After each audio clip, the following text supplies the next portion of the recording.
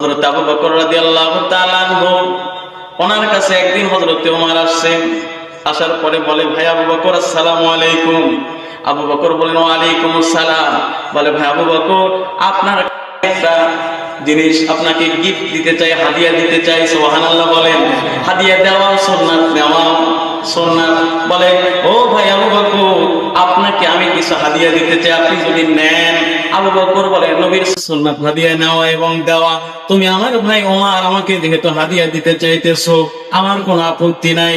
এইবার হযরত ওমর বলে, ভাই আবু বকর, আপনাকে আমি একটা জিনিস দিতে চাই। সেই জিনিসটা হলো আমার জীবনের যত আমল আছে, আমার জীবনের সারাটা জীবনের যত আমল, এই আমল গুলো আমি ওমর আপনাকে হাদিয়া দিতে চাই। ধরে বলেন সুবহানাল্লাহ। হযরত আবু বকর বলেন, ভাই ওমর, আমলগুলো হাদিয়া দিবেন, ঠিক আছে, আমি নিতে রাজি, কিন্তু একটা শর্ত, বিনিময়ে আমি কিন্তু আপনাকে নেক আমল দিতে পারবো না, কারণ আমার জীবনে নেক আমল কম।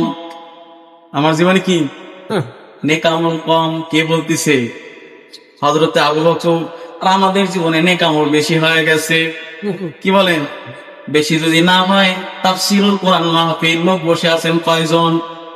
বেশি হয় না? নিশ্চয়ই বেশি হয়েছে। নবীর প্রথম সাহাবী আবু বকর বলে, আমার জীবনে আমল কম। ভাই ওমর, আমার আমল গুলো যেন চাইল না, আমার জীবনে আমল খুবই কম। এইবার হযরত ওমর বলেন, ভাই আমি আপনার সারা জীবনের আমল চাইবো না, আমার জীবনের সমস্ত আমল আপনাকে দিয়ে দেব, বিনিময়ে আমি আপনার থেকে আপনার জীবনে একটা রাতের আমল আমি চাই। সুবহানাল্লাহ। এক রাতের আমল চাই। আর আমি ওমর আমার জীবনের সারাটা আমল আপনারে দিয়ে দিতে চাই। কারণ কি ছিল?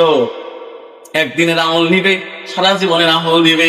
আল্লাহর নবীর আল্লাহর নবী হযরতে আম্মা জান আয়েশা সিদ্দিকা রাদিয়াল্লাহু তাআলা আনহাকে নিয়ে একদিন রাত্রি বেলায় চন্দ্র রাত, চাঁদ দেখা যায়, তারকা দেখা যায়, এমন রাতে আম্মা জান আয়েশাকে নিয়ে সফর করতেছিলেন রাত্রি বেলায়।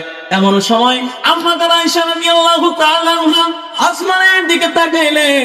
তাকানোর পরে আকাশের তারকাগুলো যখন কোনো মেঘ নাই, একেবারে পরিষ্কার আকাশ, তখন তারকা চাঁদগুলো দেখতে কত সুন্দর লাগে কিনা। পৃথিবীতে এমন সুন্দর আর কিছু আছে মনে হয়?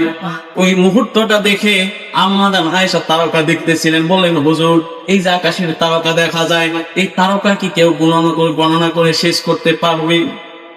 আল্লাহ নবী বলেন, আয়েশা, এই তারকা তো একটা নয়, দুইটা নয়, হাজার নয়, লক্ষ নয়, কোটি কোটি, মিলিয়ন মিলিয়ন।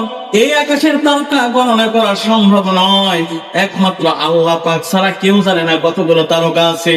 এবার আম্মা জান আয়েশা কৌতূহলী হয়ে জিজ্ঞাসা করলেন, হুজুর, তাহলে আমি জানতে চাই, এই তারকা যতগুলো আছে, তারকার মতো আমল কি আপনার কোন সাহাবীর আছে?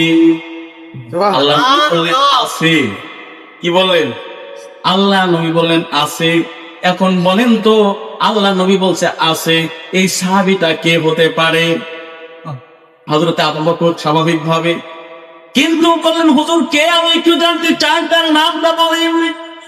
আম্মা জান আয়েশার মনটা খুশি, আনন্দিত হয়ে বলেন, হুজুর, নামটা বলেন, নামটা জানতে চাই। আল্লাহ নবী এবার বলেন, আয়েশা রে, শোনো, যে তারকার সমপরিমাণ আমল, এই আমলটা বলো আমার সাহাবী হযরতে উমরের। জয় বলেন সুবহানাল্লাহ।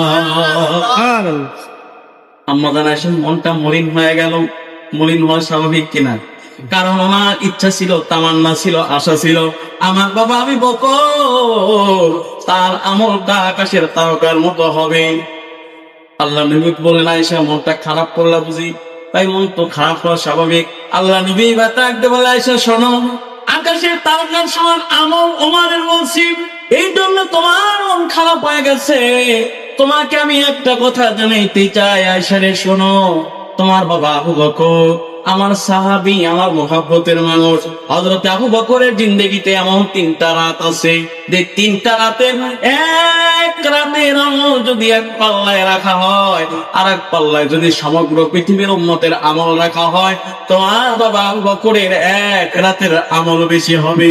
জোরে জোরে বলেন না সুবহানাল্লাহ।